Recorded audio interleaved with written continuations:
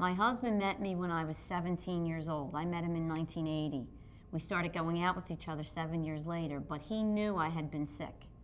So when I went out with him, I was already damaged goods. So he was able to accept that. When I got sick again, though, that was hard for him. That was hard for him because it wasn't hard for him to accept me, but he went through a rough time, and he worried constantly. And I told him, I said, look, I said, I'm not an iron, I'm not a blender. I don't come with a lifetime warranty or a guarantee. I said, but neither do you. I said, what's to say you can't walk across the street and get hit by a car and die? I said, so that's the way it is.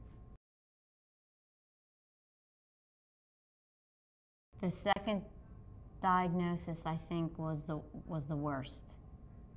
I was angry, I was mad, and I cursed unbelievably, and my mother didn't mind because I was not raised to talk like that.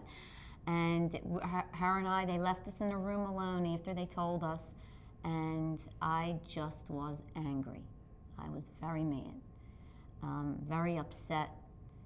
Not at anybody in particular, but just that it came back. I got married in 1991, and 2 weeks later my husband was laid off, and 4 months later I got pregnant, but I didn't know I was pregnant and I wasn't feeling well. I had similar symptoms, fatigue and all that stuff that I had had with my cancer. So I figured, oh, this is it again. So when I went for my checkup in November, I just was waiting for them to tell me what kind of cancer I had. I had 4 pregnancies, and in between my first and second, I lost a child. But they told me I would never be pregnant. And since then, in fact, I visited last week, I visited the physician's assistant who first told me, you're never going to have children. And I told her, she said to me, she goes, Maria, it's still impossible. She goes, you're just a miracle. I said, well, miracles happen. They happen all the time, every day. I'm Maria Shivo. I'm 40 years old and a 26-year survivor of non-Hodgkin's lymphoma and acute lymphocytic leukemia.